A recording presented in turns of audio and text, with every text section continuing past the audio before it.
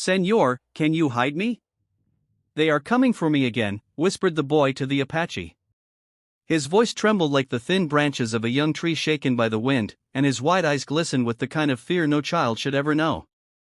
The old Apache warrior, whose hair had grown long and silver like moonlight stretched across the desert sands, looked down at him.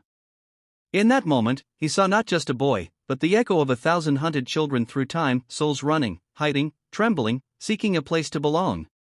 The year was not important, nor the borders drawn on maps, nor the language the boy spoke. What mattered was the raw truth in his plea. He was asking for sanctuary, for someone to stand between him and the cruelty of the world. The Apache had lived through wars, betrayals, broken treaties, and the silence of his people's suffering. He had buried friends who had been hunted like animals, and he carried inside him the memory of loss heavy enough to bow any man's back.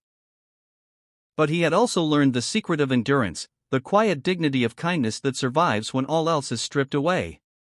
He bent down slowly, the fire of compassion softening his weathered face.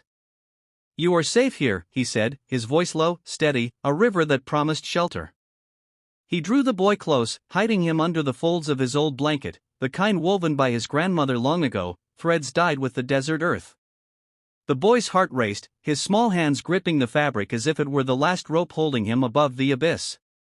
Outside, distant shouts echoed across the canyon, the sound of boots striking against stone, searching voices slicing the stillness. The boy's pursuers were relentless, men who saw him not as a child but as an inconvenience, a target, something less than human. Fear crept closer with every sound. But the Apache did not move. Instead, he reached for the earth with his hand, pressing his palm to the ground as his ancestors had taught him. He whispered a prayer, not in Spanish or English but in the old tongue, a prayer to the land, to the spirits of the mountains, to the wind that carried stories and the earth that remembered footsteps. The boy watched him, confused yet strangely calmed by the rhythm of the words he could not understand. Soon the voices grew nearer. "Check the old man's hut," one of the pursuers barked. Heavy footsteps approached. The boy buried his face into the Apache's chest, his tears dampening the cloth. The Apache wrapped his arm around him, steady as a great oak, and rose to his full height. When the door swung open with a violent crash, he stood there like a sentinel of stone.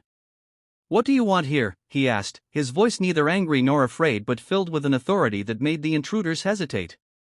They demanded to know if he had seen a boy. He met their eyes, unflinching. "There is no boy here," he said. His tone was simple, final, like the closing of a door. The men searched his hut, turning over baskets and blankets, lifting pots, but they found nothing. What they did not see was the boy hidden in the shadows of a hollow dug beneath the floorboards years ago, a secret place the Apache had made long ago to keep sacred things safe. When the men left, cursing, the boy emerged, shaking, his face streaked with tears. He clung to the Apache's leg, unable to speak. And then something unexpected happened. The old warrior knelt and lifted the boy's chin, looking into his eyes as though searching for something deeper. "Why do they chase you, child?" The boy stammered, words tumbling out between sobs. His parents were gone, his home destroyed, his life reduced to flight.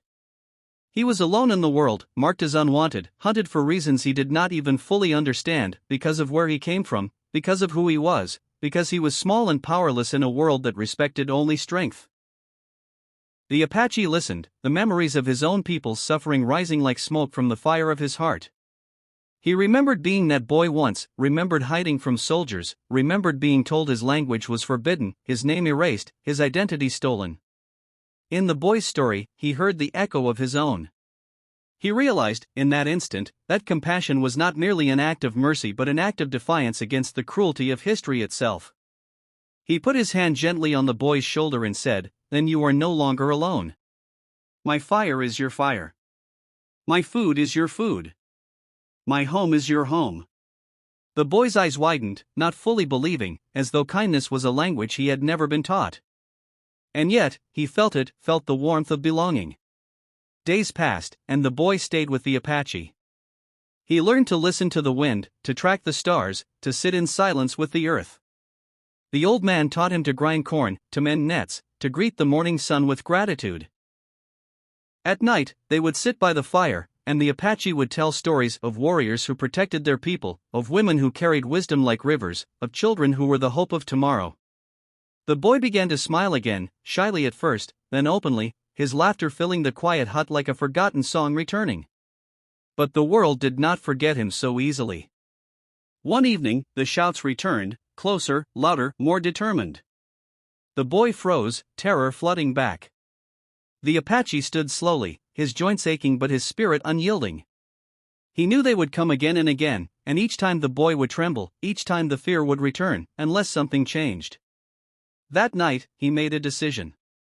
When the pursuers stormed in once more, demanding the child, the Apache did not lie this time. Instead, he stepped forward, placing himself between them and the boy, and said, "Yes, there is a boy here. And he is mine." His voice rang out like thunder, steady and unshakable. The men faltered, surprised. "Yours? He is not your blood," they sneered. But the Apache's gaze did not waver. Blood is not the only bond that makes a family. Spirit does. Love does. The land knows it, the sky knows it, and I know it. This boy is under my protection. If you take him, you will have to take me first. Silence fell heavy. The men looked at one another, uneasy. Something in the old man's presence, in the fierce fire of his conviction, unsettled them. They were armed, and he was old, but there was something in his stance that made them hesitate, something greater than fear, something rooted in a truth too deep to deny. At last, they turned and left, muttering threats they would never dare to fulfill. When the door closed, the boy ran into the Apache's arms, sobbing with relief. And in that embrace, something inside both of them shifted forever. The boy was no longer just a frightened child, he was a seed planted in the soil of compassion, ready to grow. The Apache was no longer just an old man waiting for time to pass, he had found new purpose, new life, new family. Together, they discovered that kindness is the most radical act of resistance, that to shelter the vulnerable is to defy the darkness itself.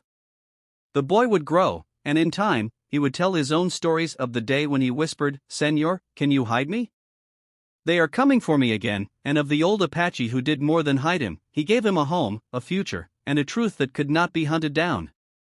And those who heard the story would remember, across generations, that humanity's greatest strength is not in walls or weapons, but in the simple courage to protect one another. For in every act of compassion, no matter how small, we become more than ourselves, we become the shelter someone once prayed for.